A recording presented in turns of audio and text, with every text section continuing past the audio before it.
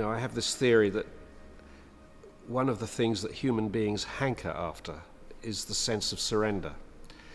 And that actually many of the things that we do for fun, sex, drugs, art and religion, are actually ways of surrendering. I think they all fall under that umbrella. And the thing that we like about all of those things is that we lose ourselves. We stop being us. We become part of something else. Talking about culture is quite difficult because most of us have forgotten that the central question hasn't been answered yet.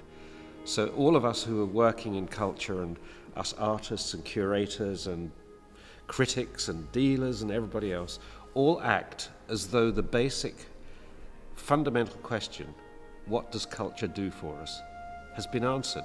We all act as if everybody knows the answer to that question, but actually nobody knows the answer to that. In, I think it was 1982, I was approached by a Texan called Al Reinert, who is the only person alive actually, who has looked at all of the video that was made or the film that was taken during the Apollo missions, because every mission was filmed from beginning to end. There was 6 million feet of film, and he spent 2 years looking at it all.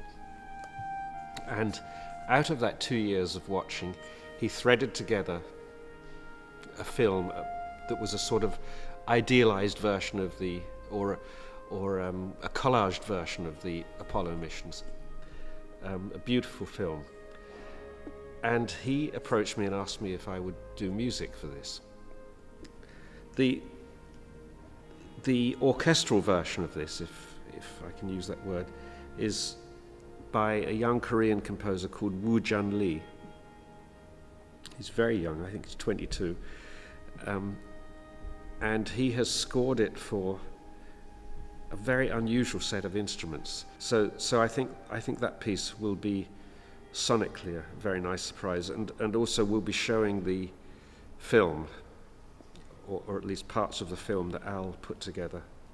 The traditional picture of what a composer does, for example, or what any kind of artist does, is that they have in their head some sort of vision which they then externalize.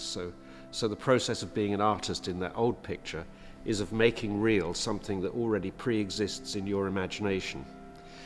Whereas I think of the artist more as a sort of gardener, somebody who plants a seed or a set of seeds which then grow into something which is not entirely under his or her control.